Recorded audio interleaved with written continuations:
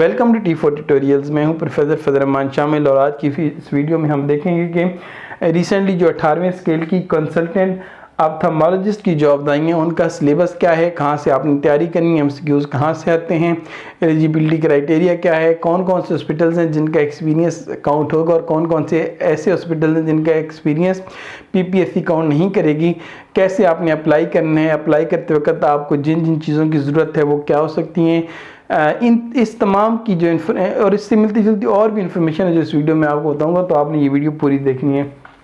अगर हम क्वालिफिकेशन की बात करें तो आपके पास एमबीबीएस की डिग्री होनी चाहिए with MS or FCPS in the relevant subject or other equivalent qualification आपके पास होनी चाहिए। या फिर अगर आपके पास एमबीबीएस है with post graduate qualification like DOMS or MCPS in the relevant subject or other equivalent qualification with 2 years practical experience in the relevant subject। बाकी कौन कौन से हॉस्पिटल्स हैं जिनमें अगर आपका एक्सपीरियंस है तो काउंट होगा और कौन कौन से हॉस्पिटल्स हैं जिसमें अगर आपने एक्सपीरियंस गेन किया भी है तो काउंट नहीं होगा। इसकी जो डिटेल है वो वीडियो के डिस्क्रिप्शन में मैंने डाल दी है, पूरी एक लिस्ट है, उसको देखिएगा कि जहाँ से आपने एक्सपीरियंस गेन किया क्या वो उससे पीपीएससी काउंट करेगा या नहीं करेगा। इसके अलावा अगर हम सर्टिफिकेट की बात करें तो आपके पास वैलिड परमानेंट रजिस्ट्रेशन सर्टिफिकेट होना चाहिए from the Pakistan medical and dental council से या फिर Pakistan medical commission showing post graduate qualification issued on और बिफोर क्लोजिंग डेट। तो चलें अब हम बात कर लेते हैं सिलेबस की। सिलेबस में अभी तक जो पीपीएससी ने सिलेबस अनाउंस नहीं किया कि इस जॉब के लिए कौन सा सिलेबस होगा, लेकिन कुछ ही दिनों बाद पीपीएससी की जो ऑफिशियल वेबसाइट है उस पर यकीनन सिलेबस आ जाएगा, क्योंकि जब ऐसी जॉब्स जिनका पीपीएससी ऐड के साथ सिलेबस अनाउंस नहीं करती तो कुछ दिनों बाद ऑफिशियल वेबसाइट पर सिलेबस आ जाता होता है। लेकिन इससे पहले जो मेडिकल ऑफिसर वगैरह का जो टेस्ट होता रहता है तो उसमें जो सिलेबस होता है वो ये सिलेबस है जो आपको मैं इस वीडियो में दिखा रहा हूँ। तो चांसेस यही हैं, 99% चांसेस यही हैं कि जो इस बार भी सिलेबस होगा वो यही होगा, तो आपने इसकी तैयारी कर लेनी है ताकि आपका ये जो टेस्ट है वो पास हो सके। मैं यहाँ पर अगेन बताता चलूँ कि इससे थोड़ा बहुत हो सकता है, ऊपर नीचे भी सिलेबस हो सकता है, लेकिन चांसेस हैं कि यही सिलेबस होगा। क्वेश्चन रिलेटेड टू क्वालिफिकेशन आपसे 80% पूछे जाएंगे और आपके टेस्ट में जो 20% क्वेश्चन हैं वो आपसे Pakistan study, current affair, geography, basic mathematics, everyday science, Urdu, English और बेसिक कंप्यूटर स्टडीज़ से रिलेटेड आपसे पूछे जा सकते हैं। इसमें जो आपने तैयारी करनी है, तैयारी का आपने ये करना है कि जिस तरह आप उर्दू की बात करें तो उर्दू की बहुत ज़्यादा डिटेल में आपने नहीं जाना। उर्दू के जो बेसिक कॉन्सेप्ट्स हैं, जो जिस तरह उर्दू के मुहावरे और इस तरह की चीज़ें हैं वो आपने तैयार करनी है। और जियोग्राफी में सिर्फ आपने पाकिस्तान की जो जियोग्राफी है उसको स्टडी कर लेना है। और इसके अलावा हम बात कर लेते हैं इंग्लिश में आपको सेंटेंस कंप्लीशन और ग्रामर और इस तरह की चीज़ें जो हैं वो सारी आपकी ठीक होनी चाहिए। तो ये हो गया सिलेबस।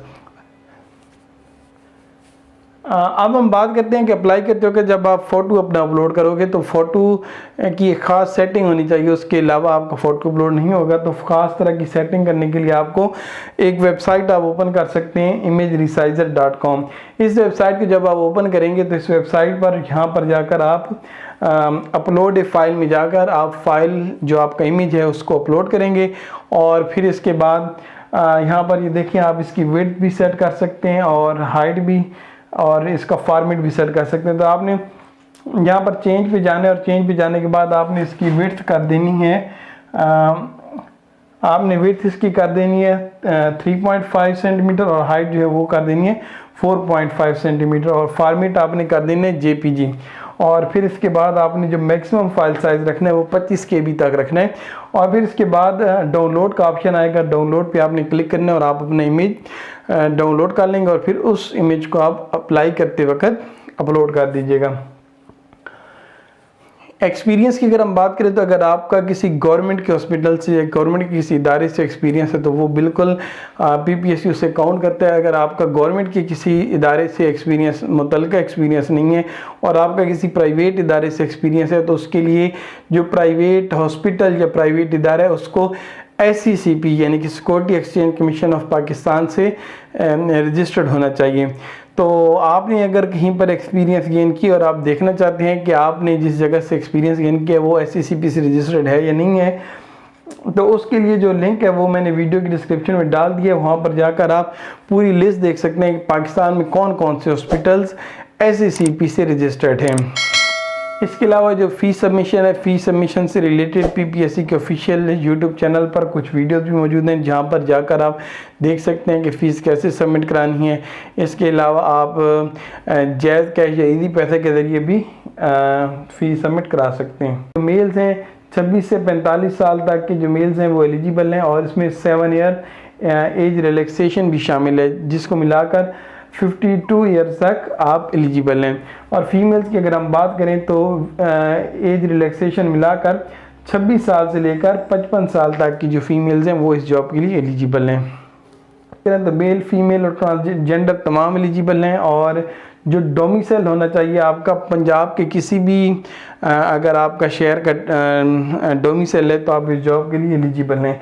और प्लेस ऑफ पोस्टिंग जो है वो आपकी होगी नॉन टीचिंग DHQ या फिर THQ hospitals of the Punjab. आपने MCQs कहाँ से तैयार करने हैं? MCQs के लिए वीडियो की डिस्क्रिप्शन में मैंने लिंक डाला है जिसमें मैंने आपको हेल्थ केयर डिपार्टमेंट से रिलेटेड जितने भी MCQs हैं जो कि आपकी इस जॉब में हेल्प कर सकते हैं, मैंने पूरी कोशिश की है कि उससे रिलेटेड मैं कुछ MCQs डाल दूं जो कि माजी में पास पेपर्स में MCQs आते रहे, वो तमाम कलेक्ट करके डाल दिए गए हैं। तो आपने उन MCQs को ज़रूर तैयार करना है। इसके अलावा टेस्ट को पास करने के लिए आपने बुक्स भी ले लेनी है और आपका जो सिलेबस की बुक्स हैं उनको भी तैयार करना है। लेकिन जो इम्पोर्टेंट MCQs जो वेबसाइट पर t4tutorials.com पर डाले गए वो भी आपने ज़रूर देखने हैं, क्योंकि वो इम्पोर्टेंट MCQs हैं जो PPSC माजी में भी पेपर्स में देता रहा है। तो अगर आप वो तैयार करेंगे तो चांसेस होंगे कि इम्पोर्टेंट MCQs आपने अगर तैयार कर लिए तो आपके पास होने के चांसेस बढ़ सकते हैं।